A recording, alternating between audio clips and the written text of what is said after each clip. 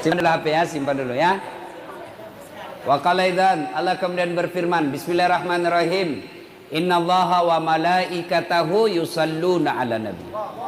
Ya ayyuhalladzina amanu sallu alaihi wa sallimu taslima. Sesungguhnya Allah dan para malaikatnya berselawat kepada Rasulullah Muhammad sallallahu alaihi wasallam, maka wahai orang-orang yang beriman, berselawatlah kalian kepada Rasulullah dengan sebaik-baik selawat. Sallallahu ala Muhammad sallallahu alaihi wasallam.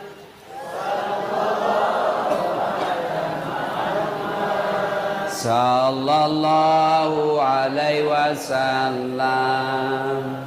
Ibu bapak, saudara-saudara sekalian teristimewa yang kita hormati, Habib Fahmi beserta ibu, terkhusus sahibul bait yang mengundang kita di tempat ini. Mohon maaf saya lupa namanya Pak. Ayan, ya itu Nur Alfian. Kada manahan, rumahnya besar betul, Masya Allah. Itulah enaknya jadi orang kaya.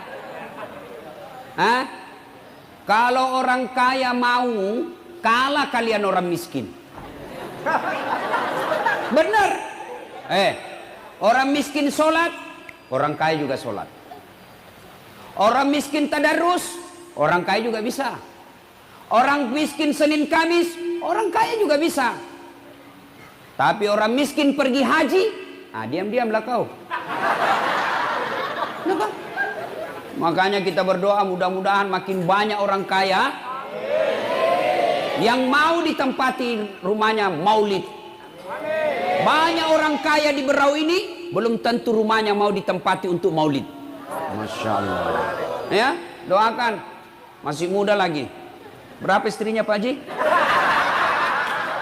1. Oh. Kada manahan jar.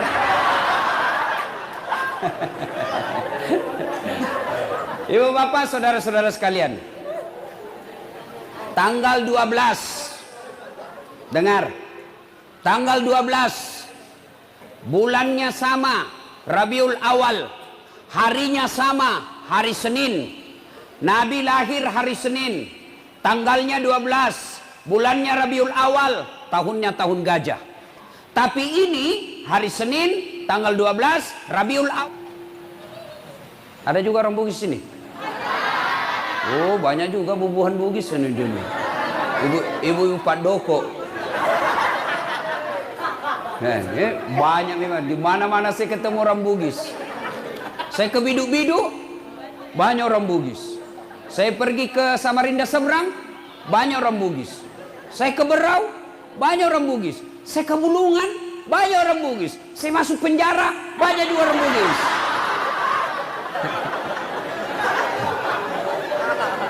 Nah, tanggal 12 Rabiul Awal tahun ke-11 Hijriah, Nabi sakit influenza. Lalu di atas kekuasaan Allah, Allah memanggil malaikat Jibril. Jibril, sini kau. Panggil 3 malaikat, Israel, Israfil, Mikail. Kau turun ke dunia, jemput nyawanya Muhammad, cabut rohnya dengan catatan, tanya dulu. Cek sound dulu bos. Cek. Ini dek. Dia ada ya. Nggak usah pakai eho. Tutup eho-nya dek. Ya, nggak usah eho. Bassnya tutup sekali. Nggak usah pakai bass. Treble-nya kasih naik. Cek. Ini baru. Nggak kalah saya sama dia bos. Itu tadi tesnya lagu dangdut. Kalau ini ceramah. Ya. Nah, Allah perintah Jibril. Jibril, kau turun cabut nyawanya Muhammad. Tapi tanya dulu. Kalau dia mau, cabut. Kalau tidak mau, tunda sampai mau. Masya Allah. Turun malaikat. Di langit ke-7 masih berempat. Langit ke-6 masih berempat. Langit ke-1 Jibril berkata, malaikat pencabut nyawa. Malaikat Israel turun.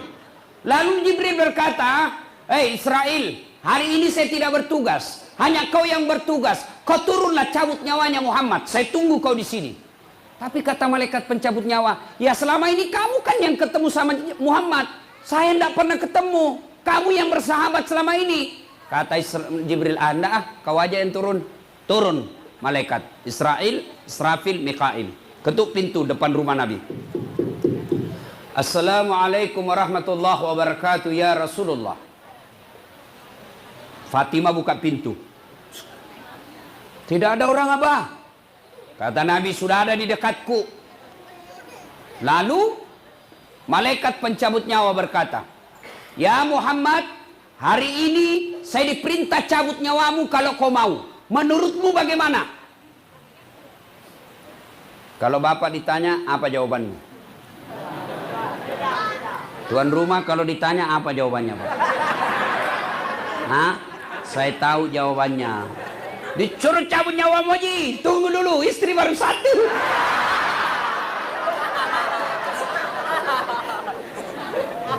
Tapi kalau saya lihat Pak Haji ini laki-laki yang setia.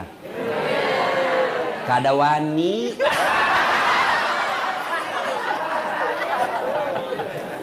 Lalu Nabi berkata, Israel, saya siap. Seluruh nabi-nabi dan rasul sebelummu, sebelum saya, mereka selesai melaksanakan tugas menghadap kepada Allah. Saya pun selesai melaksanakan risalah, saya siap menghadap Allah. Laksanakan. Tapi tunggu dulu. Kata Nabi, "Mana Jibril?" "Oh, Jibril ada di langit, menunggu. Kau panggil dulu. Ada sesuatu yang saya mau tanyakan." Baik. Naiklah malaikat pencabut nyawa, ketemu sama Jibril.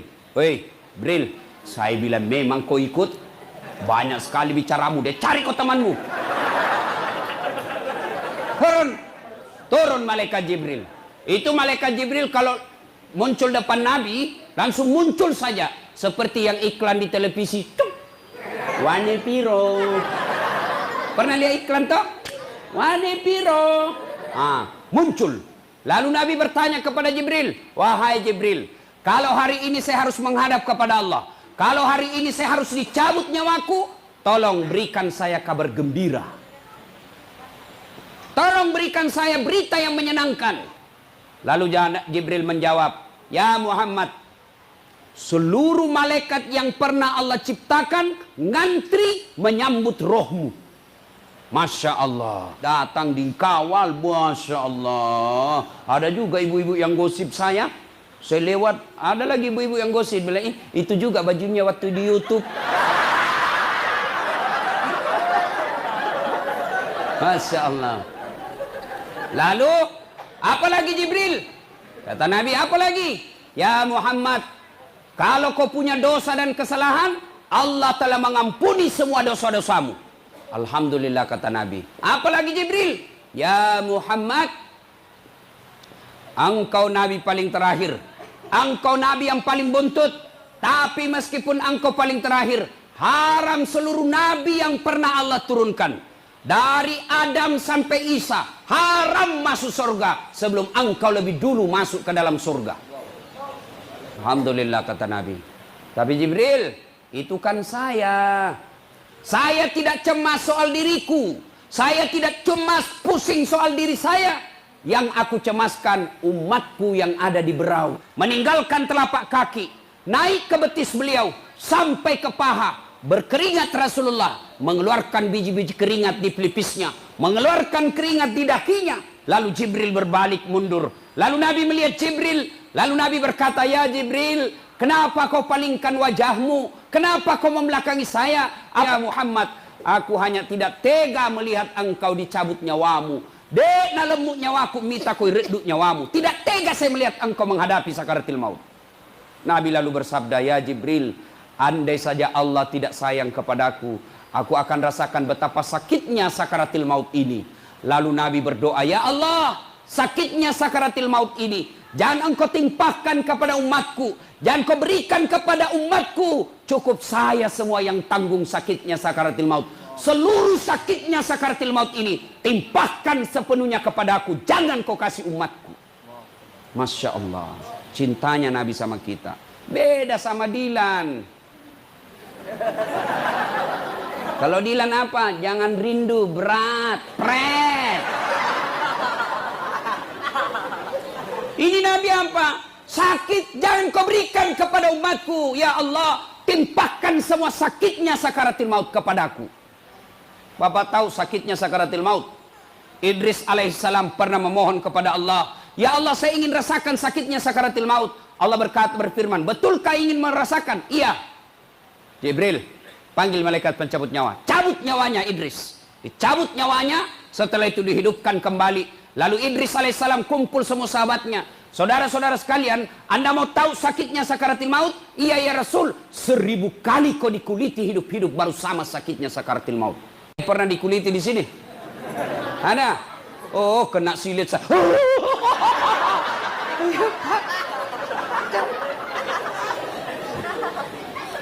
Baik, naik rohnya Rasulullah, meninggalkan paha sampai ke perut, menggigil Rasulullah sampai ke tenggorokan. Lalu Nabi bersabda, jaga salatmu, jaga salat kalian.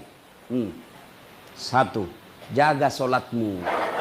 Hei, apalagi perempuan banyak ndak pakai jilbab, pakai ndak salat gara-gara jilbab. Jilbab sakaratil maut. Talinya 2 meter. Dia kasih kembang di sini. Jilbabnya 3 lapis. Kuning, biru, abu-abu, kasih miring sedikit. Ada lagi miring. Gak ada pohon-pohon juga kasih. Nggak bisa lah dia goyang lehernya kan diikat. Beginilah dia jalannya. Dia bilang suaminya, buru-buru Pak, tunggu dulu Bu.